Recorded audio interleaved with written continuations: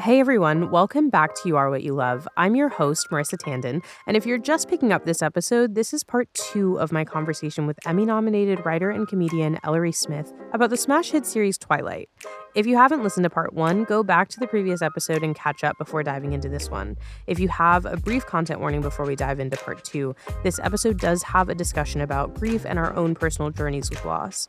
Without further ado, let's jump back into the rest of the episode. But I do think one of the reasons why Edward has to stay so religious is the fact that he has killed people. And so he has to hold on to the idea that the life that he's taken was pure to keep himself from taking life again. Yeah. I think also, he wouldn't be able to live with himself if he didn't, but because he's immortal, he will always have to live with himself. Yeah. And he doesn't get the release of death. Yeah. So he needs to figure out how to live with who he is. Yeah. And this is not Twilight. This is the other film that we referenced in the Everything You Need to Know About Me. But in the Avengers, which came out in the same year as Breaking Number 2, there's a line where the Bruce Banner, who also is the Hulk, he is talking to Tony Stark about being the Hulk and what it means. And he always references the Hulk as the other guy. And there is this line that in high school I did not think about a lot, but I think about constantly now, which is he says, I got to a point where I was so low, I didn't see another way out. So I put a bullet in my mouth and the other guy spit it out. Whoa. Which is how he realizes he can't die. And that moment is the moment where he has to learn how to live with who he is. And he has to learn how to live with that rage and that split and how to start controlling it and recognizing that he can't ever stop. You don't get to be somebody else. Yeah. You have to learn to be you. And I think about that with this too, where it's there's something very extreme about it. Obviously, we're talking it's an extreme take, but Edward talks about wanting to die as a vampire early on and not feeling satisfied. And there seems to be this point, which I think you have to have as a teenager too, especially as a teenage girl, where you go, I have to figure out how to be okay with myself. I feel honestly that comes in your late 20s. Yeah. Yeah, you're just in the rage point. You don't get it as a teenage girl. Yeah. For me, I'm being a teenage girl, that's young vampire. That's young vampire. And then the acting out and I feel and I also think there are a lot of adults who don't get to figure it out. But for me, I'm late 20s is when I finally got it together. Yeah. I like that. The young vampire, and I wonder if it's the same thing we're talking about where it's as a younger person you want to watch something older than you, if as a younger person you're reading it and you're I feel all of the rage, but this guy's telling me that eventually it gets better. Yeah, that eventually you could be in high school forever and fall in love with a girl.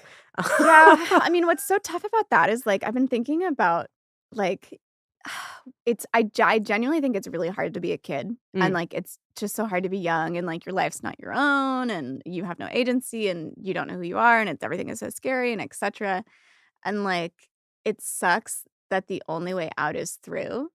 And so I'll be talking to some kid I babysit who's 12 or whatever and I'm it gets better but not for 5 more years. Yeah. And when you're 12, 5 years sounds like a fucking lifetime. A lifetime. I mean, it is. And it takes so long. And the only advice I have is stick with it. Yeah. But there is, you know what I will say though is I think that messaging is in a lot of teen content of if you just get through this, promise there's something better coming for you. And I think about, did you watch Teen Wolf? No. Oh, there's a scene in Teen Wolf where it's a classic therapist student kind of situation, and he is obviously dealing with things that are larger than life. There are werewolves, there are people dying. It's not good news. It's not our problems that we were having. But that's how they feel. That's how they feel. That's exactly. How they feel to us. And that's why I feel it works so well. Exactly. But he's talking through it. He is a character who has anxiety, and he's also the only human in a group of supernatural beings, and which also can feel how high school feels, where it's I feel everyone just knows what they're doing and I don't. I'm the only one. Yeah. And so he's talking about I have a fear of this to this day now as well from this one monologue that he has. But he talks about the moment of when you're drowning, where like it's called voluntary apnea, which is You give up. you give up and you have to and you fight it as long as you can. But there's a point where the pain of holding your breath becomes more than you can take. It feels like your brain is exploding. And he talks about it in great detail. It's a really good monologue. It's well executed, whatever.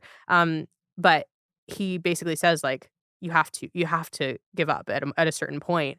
And the therapist is like, what if you don't? And he's like, okay, it's not that it doesn't work that way. Like there is There's no what if. There's no what if. You just have to. And she's like, okay, but play it through. Like, what if you didn't? What if you didn't open your mouth? And he's like, well, you would just be in extreme, excruciating pain. And then she says, but eventually it would end. Like, you have to keep going. And it's enough for him to be like, okay, yes, obviously, in the literal sense, you would have to open your mouth and die. But in the figurative sense, if you can bear the pain long enough, eventually you'll get back to oxygen. That's such an interesting idea. I think it's the right idea though. Like I think it's hard to I used to get so annoyed when someone was like, find the positive. I'm like, there isn't one right now. Right now, I'm really upset. Sucks. It really sucks, yeah. Like, I have been thinking a lot about lately about how there is always an off ramp to suffering mm, and you can get off mm. and it's tough, but I've been reading a lot of bell hooks to literally just shoot me, but I have been. And she talks a lot about like the idea of collective suffering and like no one person's suffering is any worse than another's. Like I used to feel so resentful. My dad died the same year. So in 8 months, my grandpa, friend, and dad all died. And I used to feel so much anger for people who were like, my grandma just died. I'd be like, fuck you. She should die. She's old as shit. But to them, that feels the same way as what happened to me. And so in that experience, we are connected. And so because of that, like my suffering no longer feels like this unburdenable weight that like is so isolating and alone. And like now I'm released into the universe of like collective suffering. And because of collective suffering, I also now feel collective joy. And like I get to take the off ramp off the highway of suffering and go back to my life. That is a really beautiful way to put it. Not me, bell hooks. Well, yeah. I didn't read it. So. Yeah, that's the TLDR. You don't need to. No, I think that's a really beautiful way to put it. And I think I had that feeling when I was reading these books, actually, a lot about people like levels of suffering and being mad that people didn't understand that what they were going through wasn't as bad as what I was going through, which as an adult, I like the idea of what you're talking about, collective and being able to connect to it. But I guess these books, but at the time that these books came out, my parents had just gotten divorced, and it wasn't like a fun divorce where like you talk to both parents. Like my mom was not, she left, like we were not connected. I have not spoken to her and I don't want to. And I think people have a hard time understanding that as a concept. But like I, at that time, moved across the country, was in a bigger city than I'd ever been in my life, in an all-girls school where everyone had a relationship with their mom. And it was oh my God. important. Like we had mother-daughter events, we had teas, we had all these different things. And everyone had this like strong connection with their mom, even though most of those strong connections were negative. Like they were bitching about their parents all the time. And like people were complaining about how their mom didn't get them and all these different things. And I was like, you want to talk about a mom not getting you? She's not even She's around. not even here. She doesn't know anything about me. Yeah. Yeah. And it's like, you think about that and you think about how isolating it is. Yes. Because to the other girl that I'm talking to who's talking about the fact that her mom makes her afraid to eat, that's a very different type of trauma and a very different type of situation to go through, and something that you have to deal with every day because you wake up and you deal with your mom. But you each both feel like, oh, nobody understands me. Exactly. And it's so isolating in its like singularity because you don't see it reflected anywhere. Yeah. And then like so much of my adulthood has been about like seeing the child in everybody and being like, oh, I bet that was really hard for you, even though I didn't experience that. Yeah. Yeah. Yeah. And like having to come to the recognition that like everybody's suffering is the biggest thing that's ever happened to them, and therefore they can connect to you even though your thing is on paper bigger. Yes. Yeah. Exactly. I do really I think it's a very adult way to I know, look at it's life. tough. Yeah. It's so tough, and it's such a daily practice. Yeah. Yeah. Do you as we're talking about it, I'm thinking about the fact that, like, people talk about Bella as, like, a self-insert. You can very easily kind of stick yourself on the And I page. think Edward too. I think Edward too. Yeah. Yeah. But I think about it, and I think the fact that she is as isolated as she is what makes it that. Because even if you have friends as a teenage girl. Being a teenager is isolating in Yeah. and of itself. I think that Exactly. about childhood at large. I think it can be a very isolating experience, even if you have siblings, even if you have loving parents, even in like if you could on paper write the most perfect idyllic childhood where nothing ever went wrong, it is still a scary experience because you've never done it before. Agreed. Yeah. Yeah. Yeah, and I think it's like it's hard because I think as an adult I fall victim to this. I do this. It's bad. I think back and I'm like, "Oh man, how much." I just said it earlier, how nice it would be to have a schedule again. But then I think back and I'm like, I wasn't thrilled. I was not Yeah. happy. I was constantly moving. You know, it's like there's you almost idealize the fact that you didn't have the responsibility, but the responsibility you're Was dealing with. there. Yeah. It was there. Yeah. But it wasn't ours. Mm. You know what I mean? Like now, at least in my life, this is not true of everybody, but now I get to choose what responsibility I take on. Mm. And I try to be very thoughtful about what I extend my time to. Yeah. And as a kid, I felt those larger forces, but I wasn't allowed to say no, or I didn't know how to name those forces, or I felt responsible to things that weren't my problem, Yeah. like my parents' emotions, Mhm. you know? Yeah. And I think as a kid you want to fix those things. It's Of not even that course, someone's yeah. telling you have to. No, it's like inside of you. And so like to be a parentified child, a child who's supposed to take care of their parents' emotions or whatever, like Yeah. to be a fixer, but to not know how to smooth things over. And I think that's why a lot of people become comedians Yeah. because they're like, well, I know how to make people laugh. So like, I'll just do that. And, you know, it's a very tense experience. Yeah. I think a lot about that as like someone who I mean, we make this show. I make content. I write. I make stupid videos on the internet. Um, you do the same. Like, and I wonder sometimes where that like desire comes from. Of, and I've tried to put a button on it for myself because I think that helps you continue to do the things that you do.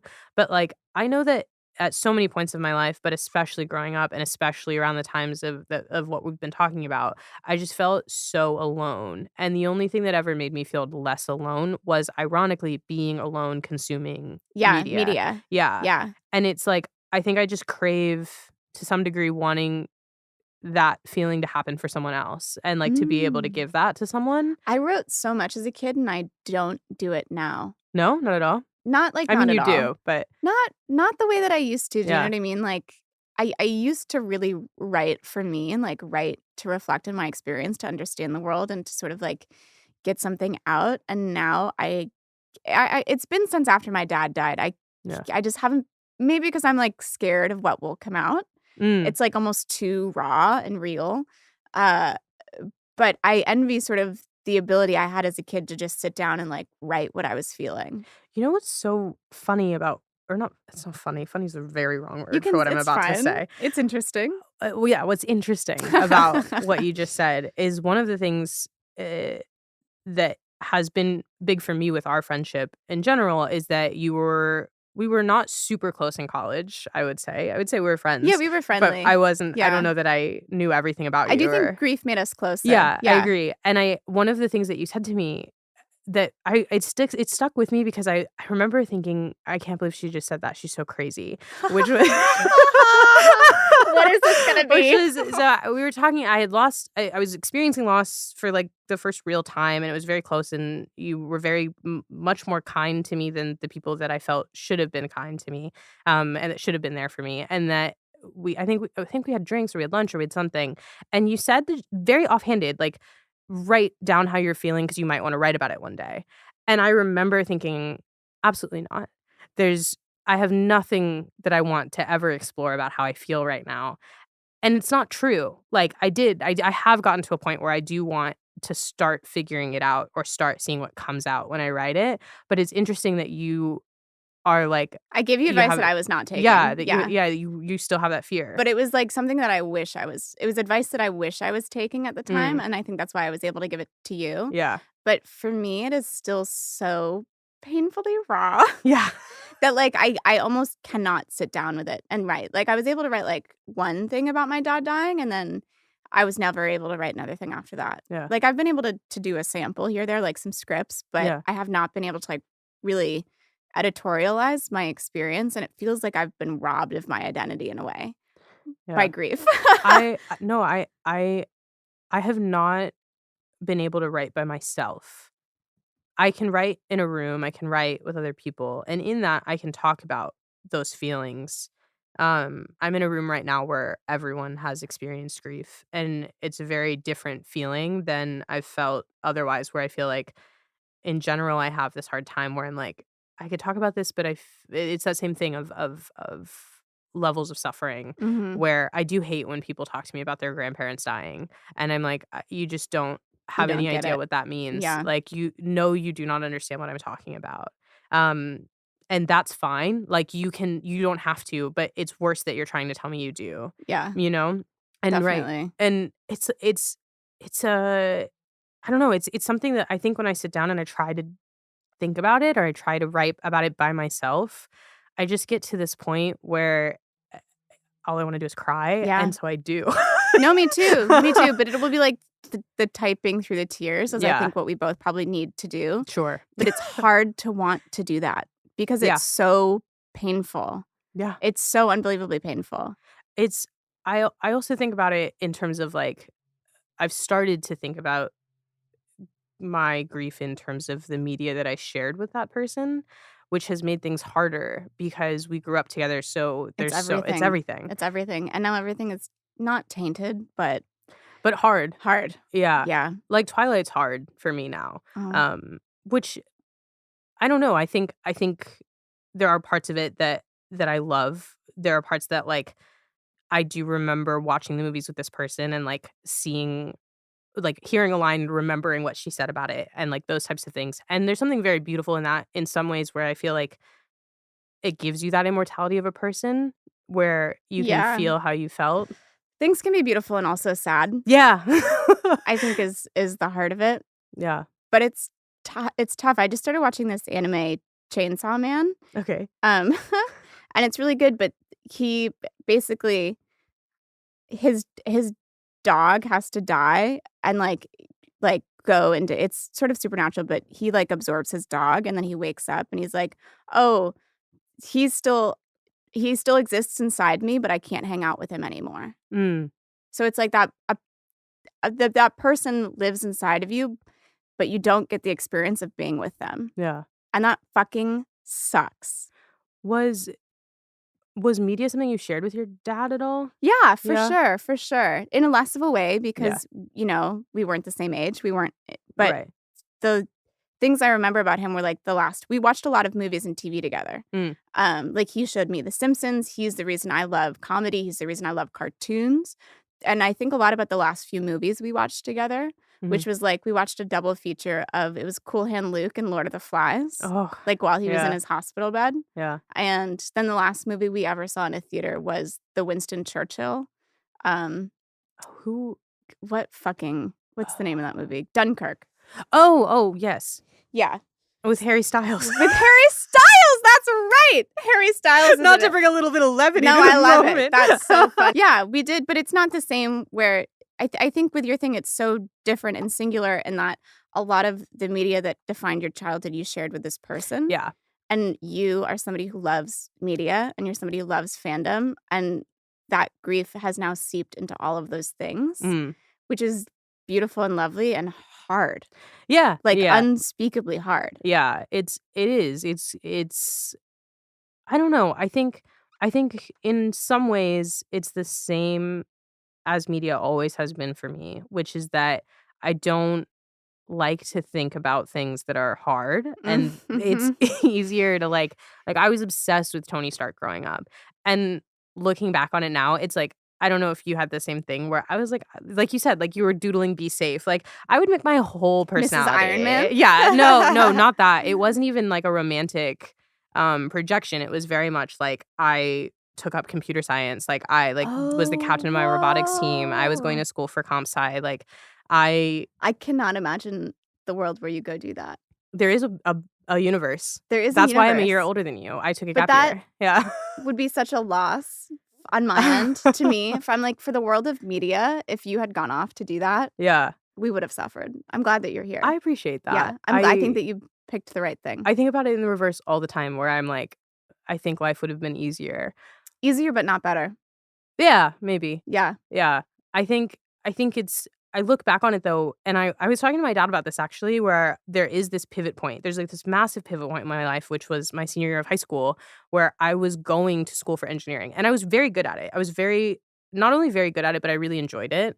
I was like I literally was the captain of my robotics team. Like I was working in comp sci, like programming jobs, like at 14 years old was my first like programming gig.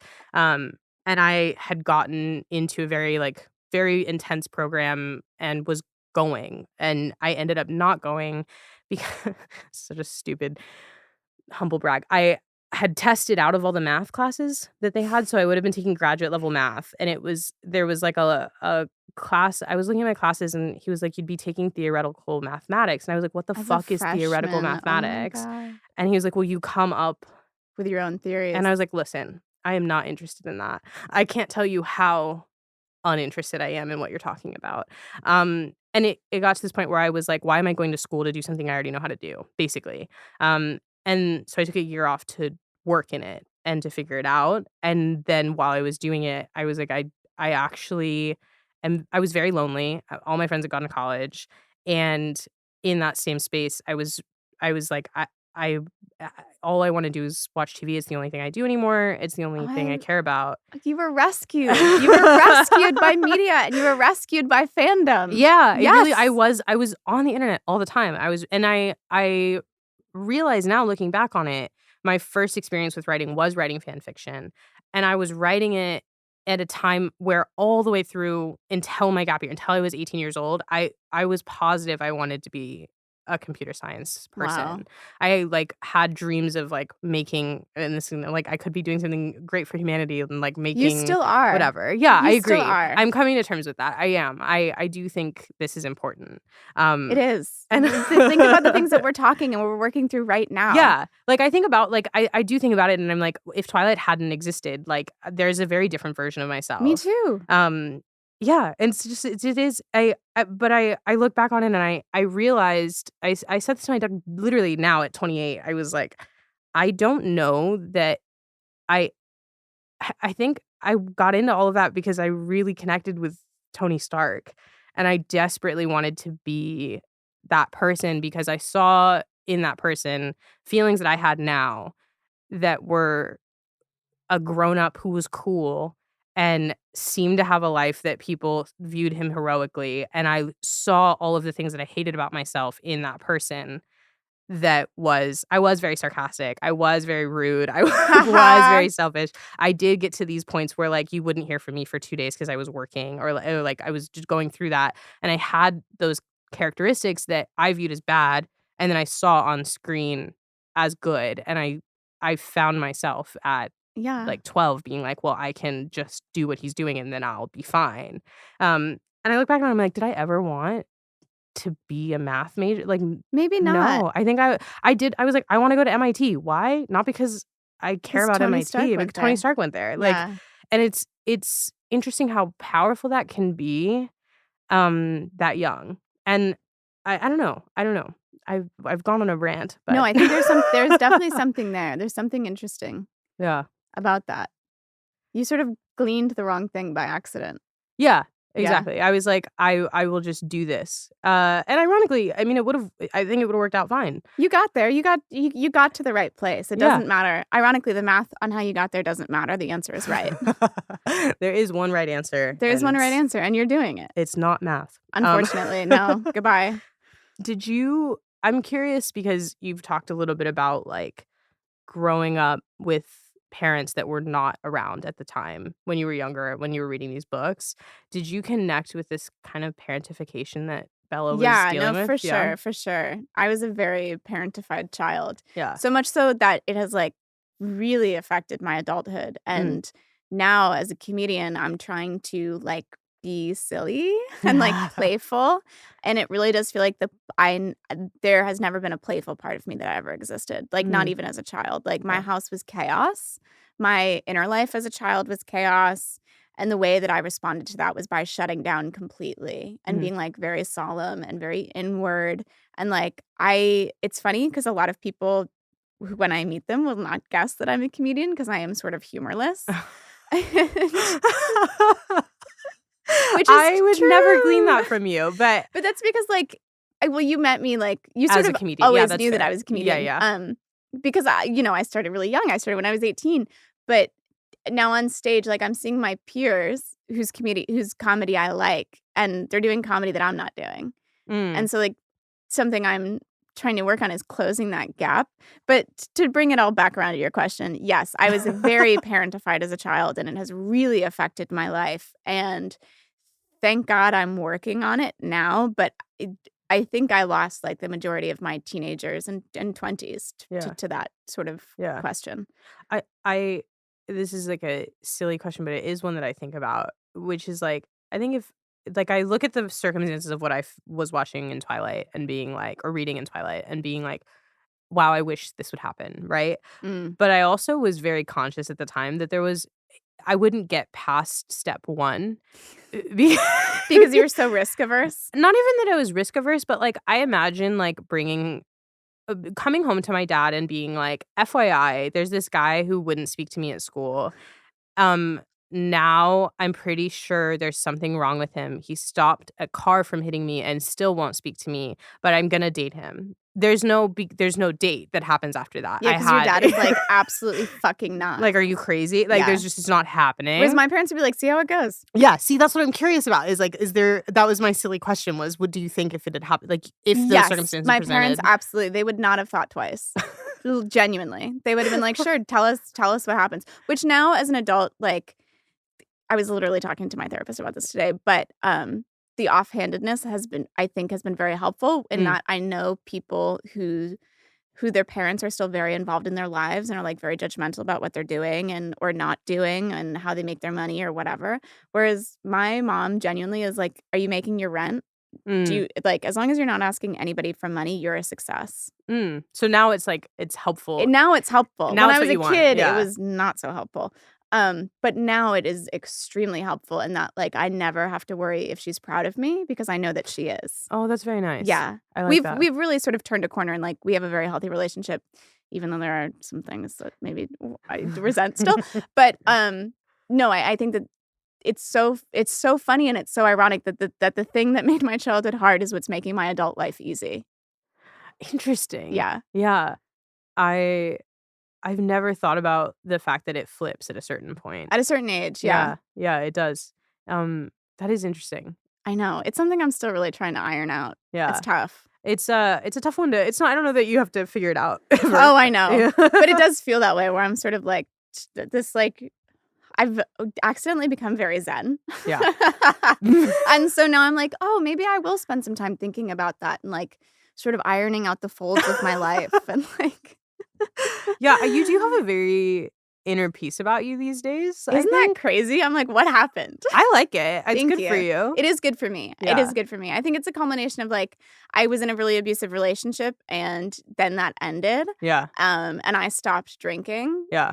And through that, like, I really was like, oh, I can stop choosing my own suffering. I can, like, sort of get out of it. And I think a lot of that was I was sort of subconsciously seeking the chaos that I knew as a child. It was familiar chaos. Mhm. And so I was sort of, like, electively putting myself in these positions to just feel the same way as I felt as a kid, which was scared and uncertain and sort of unloved. Yeah. And now as an adult who I'm like, oh, it was, like, a really, like, an unplugging of the Matrix moment for me where I'm like, I get to step through the door of peace and, like, choose things that bring me peace. Yeah. And even at first, if they don't feel right because it's not what I'm used to, eventually things sort of fall into place.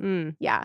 I think as you talk about your childhood, one of the things that's interesting to me is that you talked about, to some degree, being unsatisfied with your comedy and, like, wanting that playfulness, and it's just so interesting to me to listen to you talk about that because I have always really enjoyed your comedy and found it, like, Thank I'm you for not just, like, saying being that. friendly, like I know. I really need to hear that. like, it's just it's one of those things where it's, like, I think what's ironic about it is what I've always really liked about your comedy is how precise it is.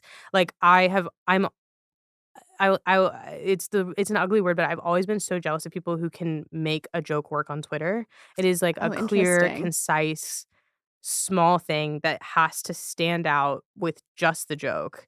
You can't do a funny thing while you do it, like, the joke has to work, and what's funny about your Twitter, like, presence, your Twitter jokes, is that oftentimes they get retweeted by someone that they show up on my feed because they're retweeted by someone who does not know you and that comes from, like, a different part of my life, but that it connects to through the internet so much that it gets to my feed from someone else. And I'm like, "Oh, Ella retweeted," and then I'm like, "Oh, so and so retweeted that Ella retweeted." And I think it's interesting that it's, like, the part that you're trying to break out of is Yeah. that restraint. That is sort of the Yeah. part that I'm trying to kill, which is interesting because I think that works because it's so writerly, Mm, and, like, I am fairly thoughtful. I'm pretty good at finding a word for what I mean, yeah. but I'm not so good at just feeling. Mm, And when you're on stage, it's about the feeling. It's about, like, there's a reason that people came to see you live, otherwise they would go read your Twitter. that's true. Yeah. Yeah.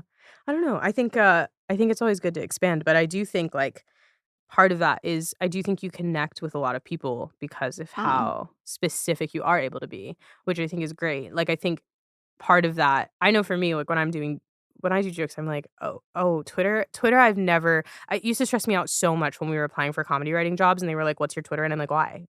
There's nothing for you to see there.'" But the world has expanded in a way that has, like, included your sensibilities. Yeah, Yeah. I think it's TikTok has worked really well for me. Exactly. TikTok is Yeah. totally you because you're somebody who I wanna be in the room with. I don't wanna Mm. read something from, you know what I mean? Yeah, that's Where I'm fair. like, you're somebody I would want to hang out with, and that so comes across, and I Mm. think that to me is what your TikTok is about. That's very kind of you. I love your content. Thank you so much. Wow, it's a fan podcast It now is for kind both of of a us. fan And it's like, podcast. Ellery, it's Yeah, so nice we're to be here with fans you. of each other. Um, no, it is funny. I think sometimes I take a moment and I think about where I'm at in life. And like you said, like, you've gotten to a point where you can say, "I'm very satisfied and I'm happy, and if I died tomorrow, I would have lived a good life." And I don't know that I'm there that yet, but there are moments like this where, like, and ironically, sometimes it is, like, when I'm thinking about what am I gonna put on TikTok today, and I can say things like, "Oh, well, today my job is my friend who is a Emmy-nominated writer on a show I watched growing up in the middle of the night when I was supposed to be asleep, is coming over to talk about Twilight, and we're both gonna call that work." Like, And isn't that so nice? it's wild. It's Like wild. It's wild. If you, like, genuinely, if you could go back to when we met and, like, tell us that this would be happening, we would freak out. Yeah, We would be so excited. I agree. Yeah. I think and it's also it's one of those things where I don't know that as a kid, even, like, in college as well, but I don't think I had conceptualized, like "Oh, I want to have an adult life where I am satisfied or I feel like I'm accomplishing something or people are aware of me," or whatever it was that I wanted. But I don't think I had conceptualized, like, I want these things to happen with people that I'm having meaningful relationships with, you know? Like, you could have told I don't know that high school me would have cared, but you could have told, like, freshman college me, like, "Oh, like, one day, like, you are gonna be people are gonna be aware of your work. People are gonna," and that would have mattered to me. But I think now, looking at it, I'm like, if that had happened without the parts of the part of the sentence that was the most important is "my friend is." Mm. And Mhm. I don't think I would have had that conceptualization yet at that point when I was that lonely, and I don't think it would have mattered to me in the same way as I look at it now, and I'm like, if you were someone that I, like, sent an email to and was like, "Would you like to be on my It would podcast?" It mean would be less. like it Yeah. would. No, no, no. The joy is in the sharing. Yeah. Yeah. Um, and I think you said it at the beginning, which is, like, something that we saw in each other was the fandom of it, Yeah. which is that connection at the beginning. Because fandom is love. Yeah, Yeah. And it's a absolutely. little bit of fanaticism, Mm, which I also think is important. I do. Yeah. Yeah. I think it is, like it is also sometimes the first time that you have a moment to feel connected and seen by someone else. I think that's a lot of it. Because you see yourself in this text, whatever the text is. And for a lot of us, it's the first time we've seen ourselves. Yeah. And then to meet somebody else who relates to that, you go, oh, you're me. Yeah. Yeah, it's something, it's very satisfying in a way that, like we said earlier with, like, some of the other parts that are in the subconscious of Twilight, like, you don't think about that's what's happening, but it is what's happening. Yeah. Yeah. I love it. Me too. The one other thing that we have talked about so much offline about Twilight that we haven't talked about yet today, which is crazy. We're 2 hours. we're over. I love it. No, I love it. We're almost 2 hours in, and we have not once talked about the love triangle. We have to talk about it because I do think, like, it is the core of every teenage dystopian novel, every teenage supernatural. So there's always a love triangle. Who were you? Were you team Jacob or team Edward? Great question. I'll always team Edward. Me too, but it's because we're introduced to him first. I would say that also, I don't know, I felt Bella ever had romantic feelings for Jacob. No, never. And I was always like, he's too young for you. Yeah, I didn't feel that it was a love triangle. A lot of people forced it to be. I think that's a really good way to put it. It was the love that they shared was like brother, sister. Yeah. Yeah. And then he sort of, babysitted it to me. That is so gnarly. That language is so nasty. Especially when you think about where we go. I will say, like, that part of it gets so off the train where he, like, imprints on her kid. It's one of those things where I think back and I'm like, look. I have defended these movies and these books to the end of the earth. I am sitting here doing my fucking best to draw you a map of how we could call this a feminist text. I am doing everything I can. And then this is how you want to wrap it up? That's exactly. You're killing me. You're killing me. I'm sorry. I am. You can't see because this is a podcast, but I'm crying laughing. It's killing me, and that's so true because it's like, to the death. That's exactly how I was to the death. I was like, no, this book really matters. And it's saying some important stuff. And then, like, book 4, she comes in being like, what if we had a pedophile? Don't worry about it. And I'm like, Stephanie! It's the worst. It's that entire concept of imprinting is just the worst thing in the world to me. And there has never, ever, actually, very ironically, we've been talking about TikTok and platforming, and, like, Twilight is the thing that made me big on TikTok. And I wouldn't even call myself big on TikTok. I would call you big on TikTok. I'd say that. I'm going to put that out there. I literally, one of the still best performing jokes, my 2 best performing jokes are both Twilight jokes. I love that. And I love them. I think they're very funny. But one of them is about Twilight and Stephanie's refusal to not do something other than what she did with the imprinting. And she's writing a book series about it. Like, let it go. Just recognize that you did something wrong and move forward. Never. A white woman? No. Come on.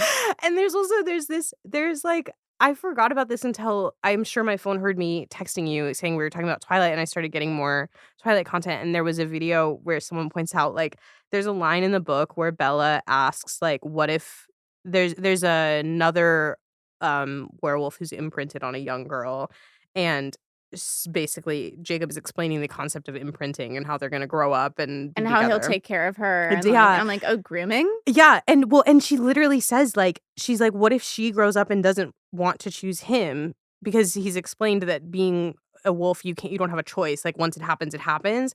And she's like, well, what if she grows up and doesn't want him? And he says, of course she would. He's been there her whole life. And I was like, listen, I just try so hard. It's just I need you to not be a fucking freak. Like, can you just work with me? You know what I mean? No, like,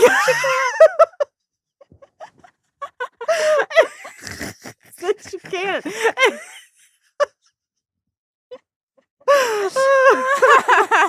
I really, there's no defense of it, and I can't. Not at all, but that's okay. That's allowed. I do think the only thing as I work mental acrobatics to get to a point about it, is that I do think the only reason that she got there is that she had painted herself into a corner of a love triangle that didn't work. Yeah, now she had to solve the problem of Jacob. And she certainly could have solved it any other way. Sure, but this is a really exciting way. Oh, so yeah, but there's, one of the most hotly debated scenes in these films is when Edward comes and says she punches Jacob in the face outside of her house. Mhm. And people call Edward a consent king because he says the next time, like, basically, like, he tries to kiss her, Jacob kisses her, she punches him in the face and breaks her hand because his face is steel because Right. he's a werewolf. Of course. Whatever. Whatever. Edward obviously arrives at the right time to see this all happen. Because he's always watching. Always listening. Right. Then, they're about to have a fight, and Bella's holding him back, which is comical to begin with. And then he says basically, like, Jacob says something along the lines like, I thought she wanted me to. And he says, here's a hint. Next time, like, she'll say, like, wait for her to say she wants, like, to or something like that. I can't remember. Now, of course, I can't remember the exact line.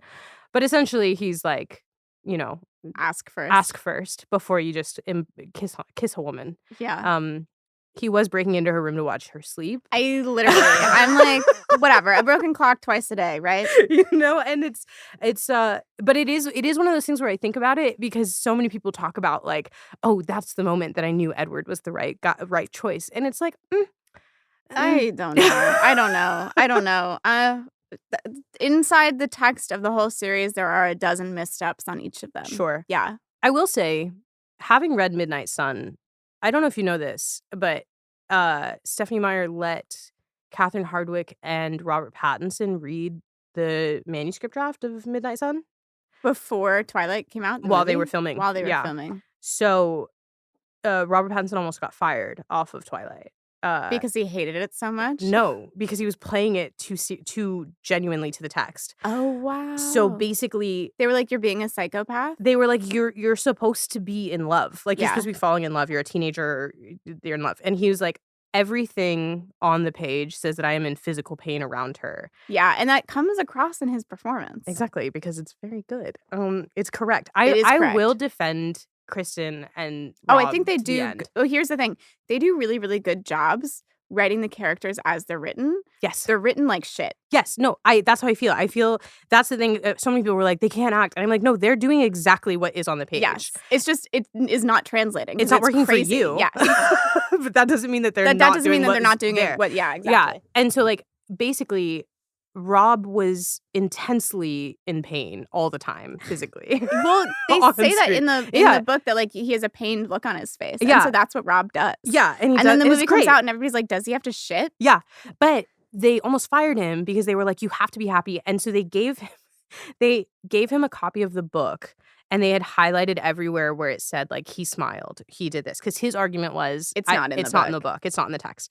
He took the book into his hotel room and highlighted every part. It said he scowled, he was in pain, he was in this, and gave the book back. And it's like twice as much. Yeah, and his manager had to fly up and be like, "That's dude, so funny. They're gonna fire you. Like, get it together." And he was like, "I went to the next day. I was happy vampire." That is so funny. But wow. The part that made that one of those, you can tell I'm the type of person who watched every interview while we were growing up of all these movies. But the part that makes that so much more intense is Midnight Sun having come out. If you read it, the unhingedness of which this character is written in their perspective. Midnight Sun is just Twilight in Edward's perspective. There is no anything before it or anything after it. It's literally the plot of Twilight. I thought we were going to get so much more. No. We do not. There is the scene where he is breaking into her room for the first time, and he is hanging from the windowsill, thinking about the fact that he is about to commit a crime by breaking and entering. He consciously has this thought of, like, I am about to commit a crime. And then he rationalizes it by saying all of the other crimes that he has committed in his 100-year life cycle of stealing, of forging his identity to be able to remain as a 17-year-old forever, and insider trading. Bank accounts, all of these different things. And then there's a line that says, and of course, there were the murders. Right. And then he breaks into her room.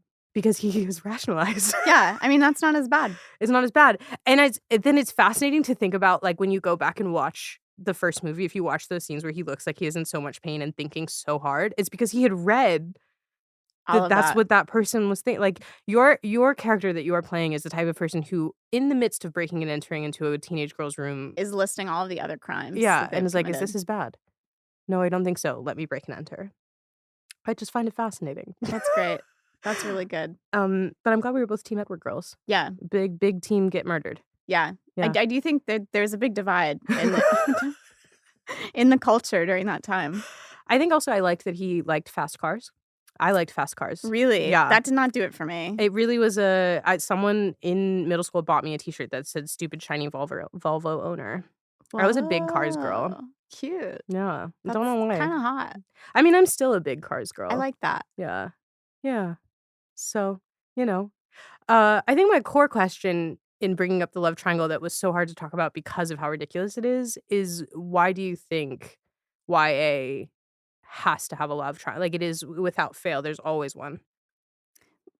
I think that there are some where there isn't, but I think it's such a popular theme because it explores like both the dynamics of power. Suddenly you go from whoever is in the middle of the love triangle, you go from being powerless to having All the power. all the Mhm. power, having unlimited options. Mhm. And then I think specifically as young people, we feel so unloved or unseen or unchosen, where it's like, why would anybody ever choose me? And now suddenly two people want to choose you. Mhm. And so if our reader is seeing themselves as the protagonist, now they feel chosen Mm. and they feel seen and they feel loved and they feel like not only do I have one person, I have like an embarrassment of riches Mm. and I have my pick of the litter. And like that is so much power. Yeah. Yeah. Yeah, I do think there's also, especially doubled with this one, you get the new girl syndrome too, Yeah. where, like, she is the most interesting person. Because she's new. Yeah, because she's new. But then she also has the, like, oh, I don't wanna But that be. doesn't happen to ugly girls. It's true. Like when you're new in school, They're like, ew. yeah, they're literally like, oh, okay. And you're like, wait, I'm new. I'm new. Yeah, I actually don't think I ever got new girl No, syndrome. It I was never a got new thing girl that I had to syndrome. do. Yeah. No. I mean, it's I fine. didn't get hot until I was like 25. Genuinely. It took me for fucking ever. I don't know. You were hot in college, I feel Do you think like. I was hot in college? I think you were hot in college. Thank you for saying that. You're so welcome. I- Maybe you didn't perceive yourself I as probably hot didn't until perceive. 25. I think that was probably it. Yeah. And then, but once I got more confident, it got hotter. So it's I sort think of that's like fair. it Yeah, bumped yeah. me up to a different echelon. I see that. Yeah. That makes sense to me. Our college experience were different. Than Was other people. vastly different from Yeah. like your sort of traditional college experience. I agree with that. Yeah.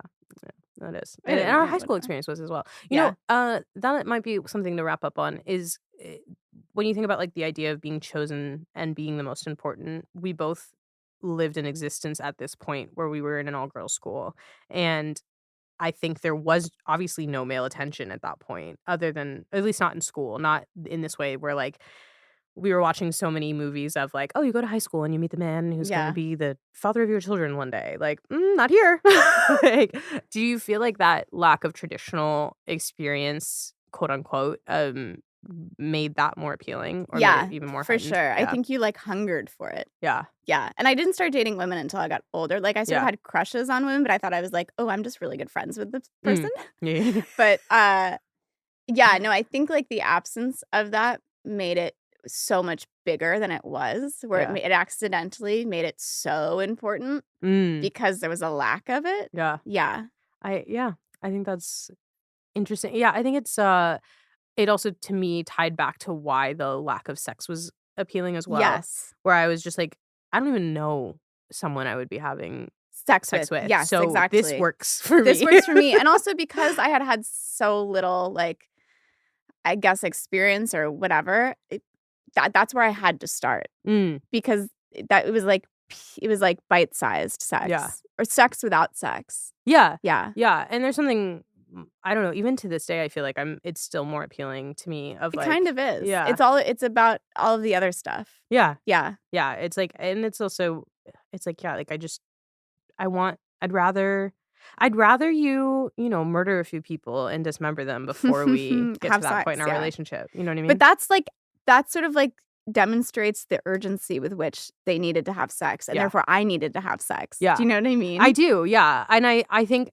it's to the same degree where it's like those books and the movies ultimately end up like growing with you at that point where you start reading them and you're like, I don't even know what they're so stressed about. I know by the there's time something. that you get to the end, you're like, if they don't fuck, I'm right now, kill myself. Yeah, exactly. Yeah. And I remember where you were reacting, when you read when they had sex, and it was so like, I remember me too, and the way that they have sex is so big, and like explosive. Not to be gross, but like, you know, where it had to be that way. It also be like a little. People freak out about the fact that like I've heard so many people talk about the fact that she gets pregnant off of that situation, and for the pregnancy to be so intense and violent. And that is interesting. It is, but it's like. It also, to me, reading the books, it felt like there had to be like we it's spent the only 4 way. books getting to like the point. It has to have some sort of intense consequence.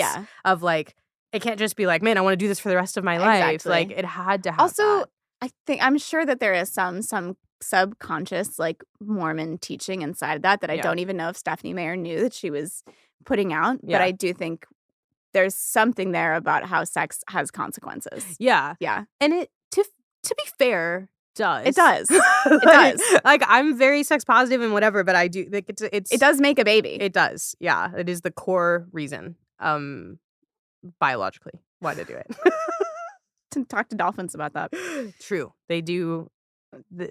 I remember the first time I found out that they are the only other species that has sex for pleasure, and they also do blowhole sex. Oh, really? Yeah. That's awesome. Did you not know about that? No, I didn't know about that. Fascinating. But I also don't know that that's true, because I used to work at a dog hotel and the dogs would blow each other. Oh. And I'm like, they're doing that for fun. Oh, for sure. They don't think it's going to make a baby. No. Interesting. Yeah. Well, you learn something and every we should day. end on that. I do have to ask you our wrap-up question. Wrap-up question. Now I'm thinking about the fact that we have we're ending on dog blowjobs. I've lost control of this episode. But I will say, I think we've talked a lot about like different periods of this and of your life and who you are now and who you were then. And I will ask you our final question, which I ask everyone, which is, if you had never read Twilight, what would be different about you today? Well, I think it's important to say that there would have been something else. Sure. If it wasn't Twilight, it would have been some other piece of media. I think as far as things go, it's a pretty mild one. I think it's like, I would serve it to my kids. I'd be like, sure, have fun. Mm-hmm. Do you know what I mean? Yeah. I don't know that not having it would have made me any different, because I was so somebody that was seeking out whatever I needed in that text, where it's like, I would have read some other sort of supernatural sex story. Like, I would have gotten my hands on whatever the other thing was. Yeah. Yeah. But I do think it kept alive sort of like a love for content in me. Yeah. Was it the first thing that stretched that long of a period of time of your life? Yeah, for sure. Where it was like probably from the 4th grade until the 10th grade. Yeah. Yeah. I think you're right. Yeah.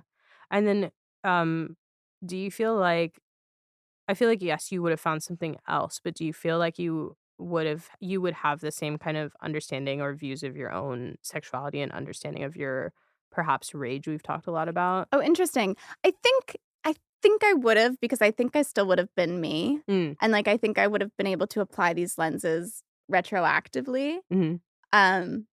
But there is something interesting about sort of the masked rage inside Edward that only now as an adult understanding that I had so much masked rage, because I think if you talked to me as a kid, I would be like, no, I'm not angry. Fuck you. Sure. But of course I was. Yeah.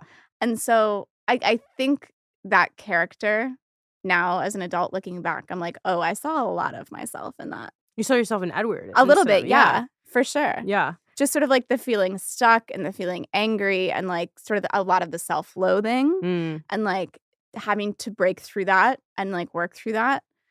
Oh, I think that's a very nice note to end on, which is that perhaps, which I think so many people rage against, or like when they critique Bella as like a female role model. But we're not all seeing ourselves in Bella. I think maybe most of us were seeing ourselves in Edward. Yeah, I really do think so. About. I really do think so. Absolutely. Wow. Well, we could talk for another We hour and a half genuinely about could. that. And we probably will at some At point. some point. But I do think sometimes it's nice to remember and look back at the types of things, like you said earlier, like not everything is made for you. And then looking back at why something was made for the group that it was and why it affected them. And I think there is something really powerful in a 100-year-old constantly suffering vampire who is self-loathing and believes that like his own nature is evil in some way, being the character that almost to make this a touching perhaps reach for Stephanie and giving her a little bit more credit than she deserves, but that's the character we were romanticizing. We weren't romanticizing Bella. Yeah. And so we were romanticizing this sort of character who does stand in for everything you feel at that point in your life and does kind of have that internal struggle with sexuality, that internal rage of existence of not Mhm. asking to be this way. He does not ask to be turned into a vampire. He is turned without his will at the end of his life, having to come to terms with being alive forever in this sense and finding something in yourself that allows you to keep going Mhm. and to find like that purpose. That's the character we were romanticizing, not the girl who makes silly choices and falls in love with a vampire. Yeah. I think that's something I did not know about Twilight before we started today. Yeah, I don't think me neither. I think Yeah. this has been nice. This is sort of like, because I was revisiting the movie last night and I was sort of like, oh, this is really dumb. And I was kind of embarrassed that I had spent so much of my young life sort of thinking about it. But now I'm like, no, it's good It is. and healthy. I actually think it is good. Yeah. And I think at least in what we've talked about, it did help us both kind of come to terms Yeah, with things about ourselves. absolutely. For sure. Even if a lot of it was subconscious. Yeah. Yeah, And I think sometimes that's how it has to be. It has to be. Yeah. Yeah, for sure. Well, I will talk to you about Edward Cullen any day. Oh, So thank you this for is having me lovely. on. This Yeah. was so fun. Thank you so much for joining me. I had can't a wait great to hear time. it. Me neither. I mean, I'm hearing it now, but I know what you mean. I can't wait for the finished product to be out. Yeah. Well, thank you everyone for joining me. Thank you, Ellory, for taking time out of your busy day to come hang out with me and talk about the most important book that's ever happened. And Above the Bible. yeah, I think so. I think it's like Breaking Dawn. But you know what? New moon comes in after. Yeah. I'll put that out there. That's fair. Nothing happens. No, nothing happens. But thank you again for coming and hanging out with me. Thank you so much for joining me this week. If you enjoyed this episode, especially our discussion about media playing a part in our journeys with grief, I think you'll connect with the episode I did a few months back with my colleague Berkeley. We discussed how Supernatural and the fandom around it helped her through the loss of her brother, and how she believes fandom has saved her life multiple times. To listen to that episode, scroll back wherever you're listening now to episode 10, Supernatural with Berkeley. Between now and next Wednesday, if you want to keep in touch, you can follow me on social media at Marissa Kamari, anywhere you get your social media fix. You can also sign up for my newsletter by going to our website, tandonproductions.com, clicking on You Are What You Love, and signing up there. I send out an issue with every episode of this podcast. And we just started a Discord server, so if you want to connect with me, with other listeners, and talk about the types of things that we are talking about on this show, you can join that by clicking on the link in the episode description. Until next Wednesday, I hope you are enjoying what you love.